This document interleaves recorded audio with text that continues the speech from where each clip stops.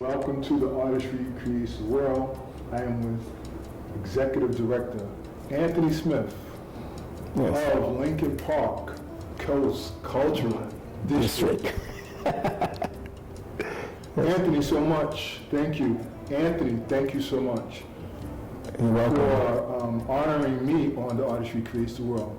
Now, I'm always going to say this first, and then you can respond, but to me, this interview is iconic in the sense that I've interviewed a lot of people that have done work here in Newark and have gone on and passed.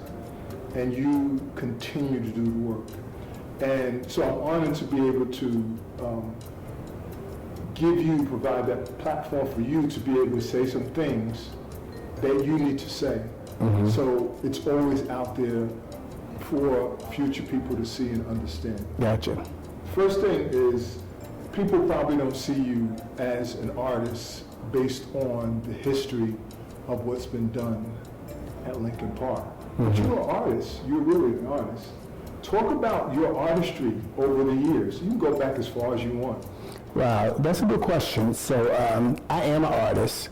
I'm not a traditional artist, as some may say, but I grew up with artistry and culture in my home from a young age. Music has always been at the forefront of everything that was happening in my life. So you're saying that art has been at the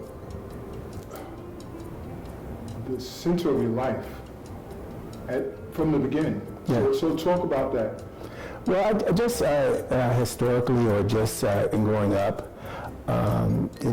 Newark has been a bedrock for culture, and in my family, it's always been music. When I was growing up, we were listening to, I was listening to my aunts and my grandparents' 78s when they were playing Dakota State Inn and and all these other greats, because they had 78s and they also had reel to reels. And I would be able to listen to some of that music from, at the time, from I guess when they were coming to the clubs down here in Newark, where Teddy Powell and other greats were giving all these programs. As a matter of fact, I wish I would have brought it with me. I have a playbill that says from 1968. It was a playbill from going to the Sugar Hill that was on Broad Street, and they had Billy Eckstein and all these people performing there. So Newark has just always been, so that's always been part of my growing up music. And then coupled with, when you think about culture, when you think about artistry, it's always been about food. Any ethnic group, particularly black groups, everything goes is food and music. And it's just been part of the whole culture. So growing up in Newark, even after, well, actually I grew up, I was born before the riots, but post-riots and growing up as a teenager and adolescence year in Newark, there was three things that was happening. It was music, it was art, and it was fashion. And it was the three things that was, I guess, a place where people were, if they didn't feel self-expressed, they was able to feel really self-expressed through those mediums. And so Newark has been a bedrock for so much culture, and not necessarily being the ones that's the artist painting, but being the one who's creating, who's producing. It's all been in this whole melting pot here in the city of Newark, and I've been a part of that. So that's really in my DNA. Right, it sounds like almost like you've had a cluster of culture heaped upon you early, and so that makes so much sense in terms of reflection of what Lincoln Park has been over all these years. Yes. And what is one of the most powerful things you get out of what has been done through your efforts? One of the most powerful things that every year you see, and it does something in your heart and your soul. There's so many things that happen each year, but one of the things that really bring me joy is to see the smiles on the families that attend, because it's an intergenerational experience. There hasn't been any there's no match. No incidents of any violence, anything happen. People come back to their city as if it was a family reunion. And to see people come back, like it's a high school reunion or a family reunion, or it's almost like our Woodstock. Lincoln Park, everyone comes together, they see each other, they eat food, they drink, reminisce, and dance. Yes. And so they know that they come to this is a safe zone for them to come to meet people again. So people plan around it. It makes me feel good to see people leave with a happy spirit because it's very experiential, and that's what they leave with. So I'm excited about that. And part of that comes from doing things from a grassroots approach. We don't program from the top down. We go from the bottom up. Come from the neighborhoods, the people. I mean, a lot of it also comes through, from my lens, is my travel. I travel a lot. My family afford the opportunity to travel all the time. When you travel, you see things in a different lens. So when you come back home, you can bring it with a different lens and know that, oh, you can do this here, you can do this there. So what I love about that, and I don't want to go this deep into the interview without dealing with some of the other stuff, because you're very profound and you cover a broad scope of time. But when I see the house music, it reminds me so much of the African ritual where people are so released that they forget about all their cares, all their worries, and we need that so much because although church provides it and we have other venues that provide it, there's nothing like being outside in nature, dancing and breathing and just letting yourself be free. Yeah, it's such a magical experience to see every year. Well, personally, I work with a team, but I really oversee what happens on House Music Day because that's the music that I was brought up with. And so I want to make sure that it's done right, it's done with its authenticity, and also that it's,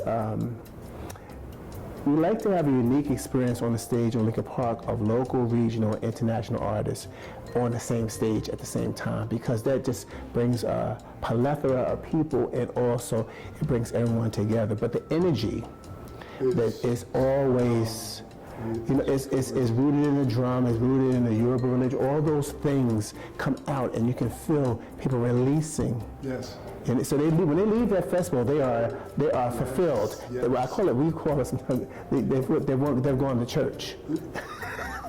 I agree with it. I mean, it's the same ritual, it's just that it's a different expression. Yeah. But to me, there's more freedom because there's not a dogmatic construct. Absolutely. And everything is open. And remember, we're in nature, which is very similar to African culture. That your ritual's done in the outside, in the outdoors. Exactly. And it's almost euphoric because when you watch the people, it's euphoric. When you're watching the people dance, it's almost like it's just in a trance. It is. It does. It does. It's the hottest thing. One of the hottest things that happens in the city throughout the whole entire year. I want to talk to you about some of the places that have really influenced you. Artistically, culturally, and you brought it back. Because I listened to you talk about the technique in terms of what you present. And where'd you learn some of that from? I know some of that is your brilliant mind. No, some of that thing. And your brilliant team. Some of it is my own personal experience, but also when I lived in New Orleans, looking at the New Orleans Jazz Festival, working on the Essence Music Festival, and traveling abroad when I went to Brazil and places where black folks are at, just because the B is the B wherever you go. Even when I traveled to Ghana, it's a universal feeling. And it's how do you bring that and do not lose the authenticity of what you're doing in your community. So we're celebrating Black legacy. We're celebrating our culture, and it's coming through different mediums. And whether it's the whole diaspora. And so I tried for my travel bring the diaspora here to Newark. You have. Yeah. You have done that. And you have an anniversary coming up. Well, we had we just celebrated our 15th anniversary of the Lincoln Park Music Festival, but we are celebrating the 20th anniversary of Lincoln Park Coast Cultural District. This is our 20th year of being in existence, helping to do amazing things to reimagine this community. And I love that. I love that. That's what I'm talking about. Recreate. That's why you're so critical. You know, and I know many people might not agree with like what I'm saying, but I have to say it because the credit for what we do as people needs to be stated and talked about. Because talk about that, this idea of longevity, these things that you have done over these 15 years to keep this thing not only afloat, but to make it energetic, to make it a product, a brand that people are talking about. In the wintertime, people are talking about the house music. They're talking about the festival that's coming up. I can't wait. And the interesting thing is that Lincoln Park is a movement. Ah, love it. It's a movement, and the artistry, when you go back to your question about artistry is what's on the stage, but it's what's off the stage. And taking a park and reimagining a park, that's artistry. Taking a vacant lot or alley that we took and put murals on it, that's artistry, because you're taking creativity and you're introducing it back into the community and bringing something positive out of it. You're changing the energy of the community. You're changing what people see and how they see the energy and the vibrations. Right. I mean, you know, I can go on and on because I think people don't understand that there's so many different levels of artistry. And so I like how you started talking about, yes, I am an artist, but you're an artist, but then you're an administrative artist. You have the ability, because you understand the various nuances within culture, to bring these together, to offer this back to people, to create this environment that we talk about. And so in some worlds or some conversations, they call it creative placemaking. Oh yes, creative placemaking. I love that. I have to give. Which term is that?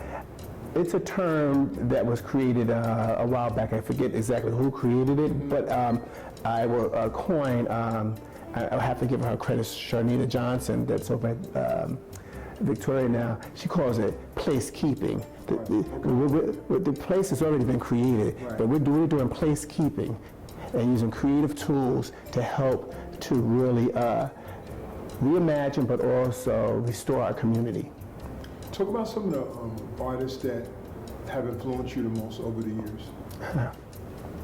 And I won't hold you to one. I'll say. So a few.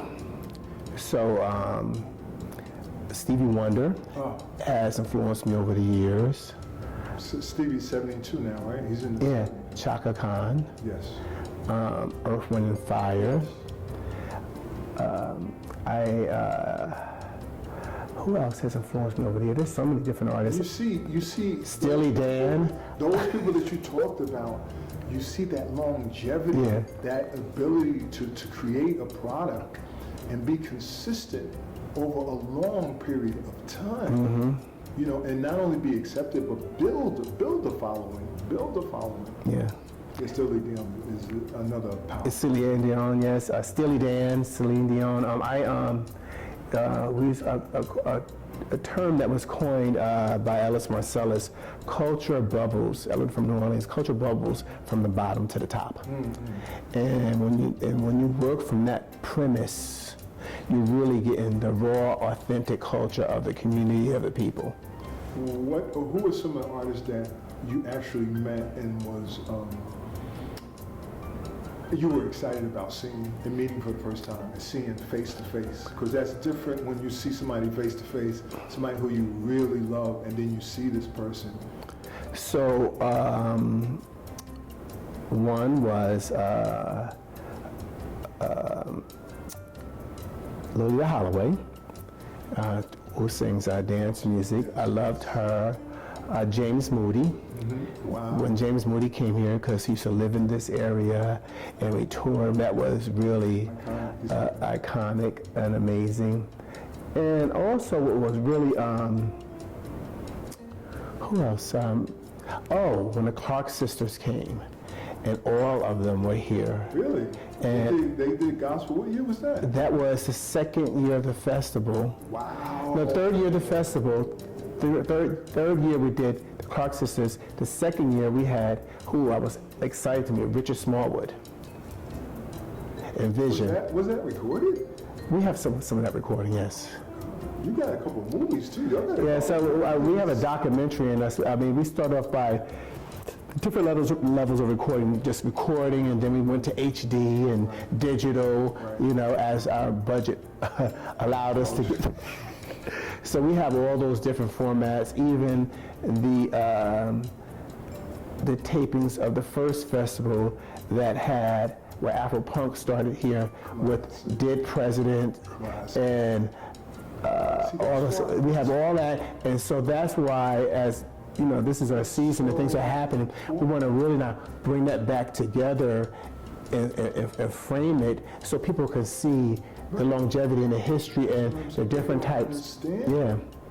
You know, these newcomers come on board and they're doing something a few years. You don't understand the longevity and the breadth and width of what has been done, you know, right here in this area. What is it that you would say to not only artists, but the community that people don't know about you as Anthony Smith? Because people tend to see us and they think they know of us, but they don't know us. They don't know, like, really who we are. So that's a very good question. So most people, when they when you say my name, it's synonymous to Lincoln Park or Lincoln Park Music Festival. But you know, I'm a whole different person outside of my workplace. This is my passion. My job is my passion. I enjoy doing it. It brings me joy. I enjoy it. But what is it about me that most people don't know? That I can't. I'm Creative, though, right? I'm a very creative person. Sing? I don't sing. You play instruments? I used to play. I used to play. That's crazy. You don't sing. I don't sing, but I used to play the clarinet. Right. I played the clarinet. But I'm a foodie. You know, I love cooking and going to great restaurants, and I love travel. Travel is my favorite. This is the thing I love to do all the time. But I love traveling to places where there are black people. What was your spiritual and religious background growing up? What were you? Baptist. Baptist. Yeah. Baptist locally? Yeah, at New Hope Baptist Church. Oh, you came from New Hope? Well, I started off at Second Friendship Baptist Church in North Newark, and then when I came back home, I went to New Hope Baptist Church on Sussex Avenue. So were you in New Hope when Nippy was around? No. She was gone, but I was there when her mom was there. Mm-hmm. I would see her mom every Sunday. That's historical stuff. Yeah. Like, that's very powerful. What is it that you would like to see here in Newark amongst the artists that you feel will propel us further artistically? There's multiple things that need to happen, but I think one is to have us, I know we're dispersed throughout Newark, but have... You said around the world? Around Newark. Yes. Around Newark. However, I think having locations where you can go, like say if it was in Newark Symphony Hall, and you had 25 artists in there, you're doing that type of stuff, like they're trying to do at Makerspace. We need more of that where artists can be creative, but also they can sell their wear, and understand the business, be homeowners. All those different things. I'd like to see a creative, this is what we're looking at for Lincoln Park, to be a creative community. Clusters of creatives here of all walks of life, living, working, and playing here. And in those environments, I would add that we also need to have time to discuss and talk amongst one another, because I feel like as artists, we don't talk amongst each other. We're either reactionary, or we're in survival mode. And I feel that the ongoing conversations between artists help to build us and give us more, not only insight, but confidence in the work that we're doing here locally. We need confidence to know that we can continue to do the work. So to that point, I think that it's important that a groundswell, artists need to also be activists. Okay. Come on now. So Come on, sir. artists also You need are to right on it. You artists are also right need to on be it. activists, so they need to be able to advocate Yes. and not wait for someone, but advocate for you. The voice needs to be amplified, so they're part of that's at the table, having the conversation from the beginning, not at the end. Right. So you kind of not really, but you're pulling the cover off of how I see the artistry creates the world is that yes, the artist has to be the political advocate, because one reason why I hear the mayor talk about why he went into politics is because that's what he was. He was an activist, he was an artist, he was an activist, but he also saw that all the problems stem right back to City Hall. So that is a part that has to be connected to us. We can't just be over in a corner. I'm saying the same thing. We can't be in a corner. This has to be. You have to be ingrained into the whole movement. Yes. You know, and you know, what would this place be? What would this world be without art? Yes. What would that look like? Yes. I don't know. I can't even imagine that without creativity. Talk about Amiri and how he was part of creating this name. So the late Amiri Baraka, So powerful. very powerful. He was one of our founding board members with a host of others. They believed that as the city was shifting and changing, that most of the wealth was being dispersed to the northern end of Broad Street, and here in the southern end of Broad Street, that this was an opportunity to create this arts collective down here where black and brown artists can thrive, and we create this cultural community.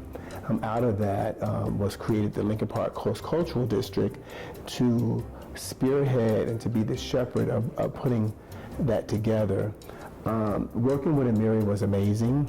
It was really interesting because I had access to him because he's a regular person, and he was iconic. I mean, so iconic, but he was so accessible to have a conversation with him. If I needed help with anything, they used to call it band practice every time the festival came, because Miri will assemble all the OGs who played music. They would write the music, and they would write the music, and it would be played and at the festival. It was called the New Orchestra. See, this is why people need to know this, because from what I'm hearing now, this is like you had the elders. You had the elders that these were the elders that led the way, not just with their work, but spiritually, that blessed. This was like they pronounced blessings on this. Yeah. And so I don't know, you know. It was all the elders. It was him, Clement Price, Lincoln Price, Frederica Bay. There was all of them down here, and they were all, you know, Teresa Marshall, who was one of the founding board members, that was born and raised down here. They all were here advocating for a shift and change in this community. And so they were our advisors and our board members, and we were on the ground making it happen. It's awesome. It's awesome. It really is. I mean, I'm learning. That's one thing I love about interviewing artists. And I learned so much, and I've been built so much by learning these new things. It enriches me and it enriches my understanding of artistry. I would never look at Lincoln Park the same because of this new information. I mean, it's just so powerful. When I think about, I like to share with other artists, like, these things that you have done over these years, over decades, to maintain yourself. What are some of the cheap things that you do to be consistent in these areas? You have to deal with people, you have to deal with personalities, you have to deal with your own self and the things that you want to make happen, and you have to continue to do it until you see that manifestation, which you have seen. You have to be honest. You have to have integrity. There's so many things. How do you go back into that cup over and over and over and deliver. Because a lot of us, I'm done, I'm finished. It's not easy, it's not easy. Yeah, so there's multiple things. One, when you're dealing with so many people, you have to use a lot of emotional intelligence when you're dealing with people, but you have to have a passion for what you do. Ah, yes.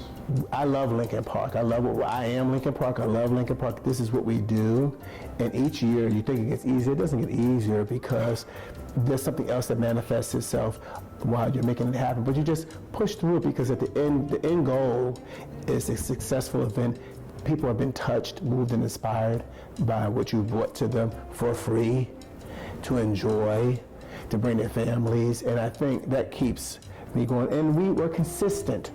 We're very consistent about what we do. We may shift it up a little bit, but you know what you're going to get when you get to Lincoln Park. And I love what y'all did. It's our brand. And I love what y'all did around COVID.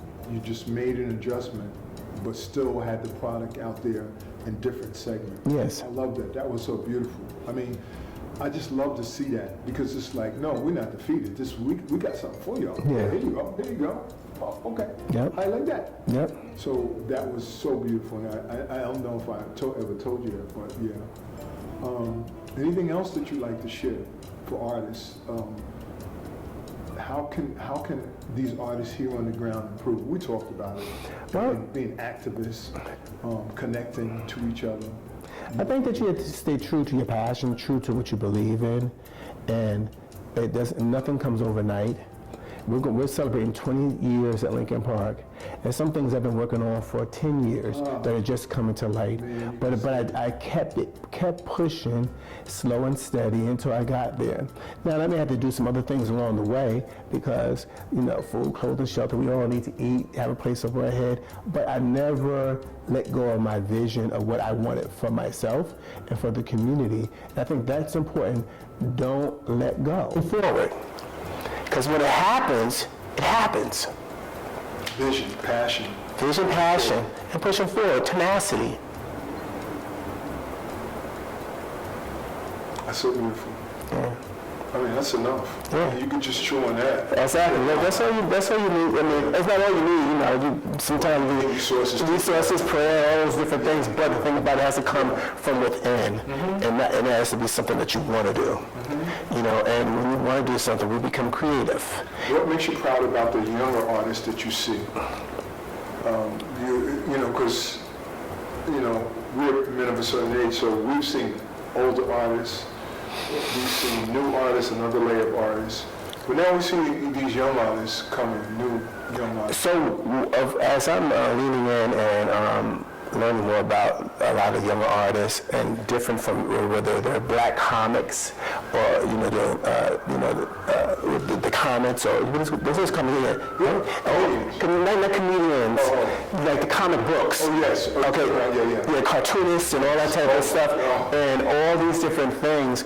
I'm really inspired also how technology has really shifted to really accelerate to help the advancement of it. And many of them really understand the importance of being entrepreneurs. Yes.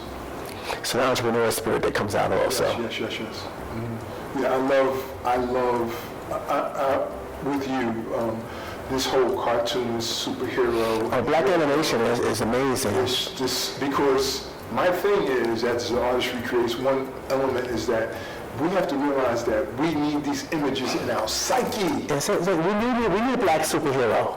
But we need another one. And we need another one. And we need another one. And another one. We need a small one and a skinny one. Yes. And we can have a heavy set one. Exactly. We can have a pretty one. Yeah. We need all these images because they're still filtering these other images in our mind.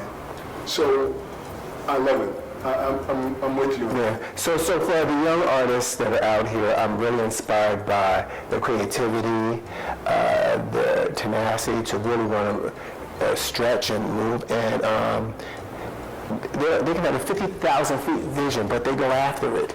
They're looking at it, and it's okay because you should not think right here. You should think beyond this space that we're in, and I enjoy that because if you don't have a dream, if you're not thinking and dreaming, then you're stuck. I agree with that, and sometimes I hear young artists the way they talk, And like in here, almost I'm like, wow, that's kind of big.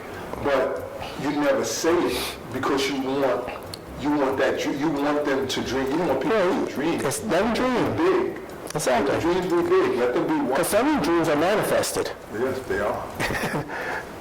Your dream. Yeah. I mean, when you were younger, if somebody would have told you that you would have this, But I didn't see this as part of my trajectory, but that's how life is. You just never know. But you just need to be ready, and skills are transferable, but you love what you do. If you keep at it, it all comes together.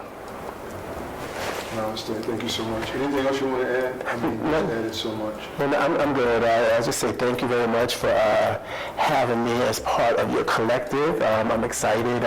We see each other all the time. We're all our culture brokers in this community.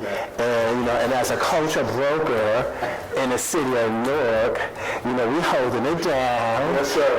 Because it's about our legacy, our culture, and our future. So that when the young people come up, they know that this is what we do. Oh my God.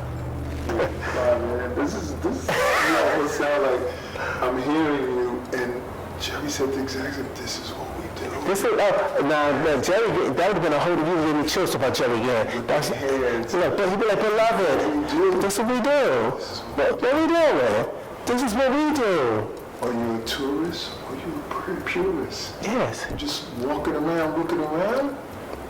Or are you pure to this thing? And this is what you're talking about. Yeah. You have the passion. Yeah. You have the passion. The passion. You're not going to be defeated.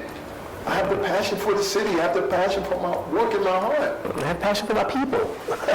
I love black people are very creative people in every sense of the word. Yes. Okay, so it's about just bringing all that creativity out, So I thank you again, No, I appreciate it. This just adds to the body of work. There's nothing more to say, but we have to uphold ourselves. We have to create our own platforms. I can't wait for CBS or another cable company to come here and do this.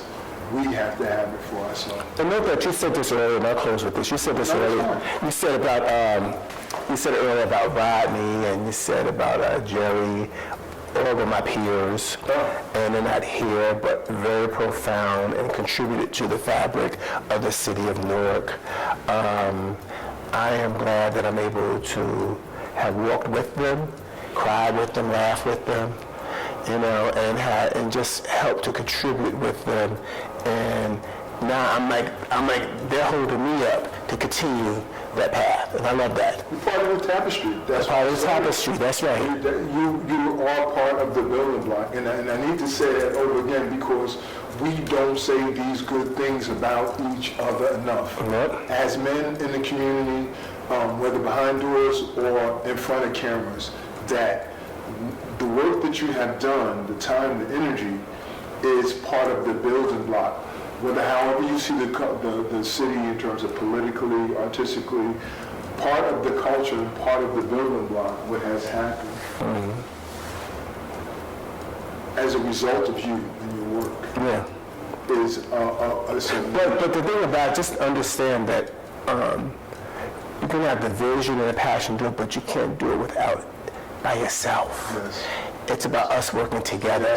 Yes. And so when you said about artists, it's about coming together. Yes. Say that. And working together. Because you're even talking to me, yes. That's right. Working together, because that's when you have a collective impact. That is the collective. There is the collective. There is the collective. There's the movement. There's the movement. There's the full circle. The full circle. The movement. Yep. Right there. Yeah, we go. Yep. So make sure whatever art you're doing now, it's part of the collective. It's part of the movement. And go forward. Absolutely.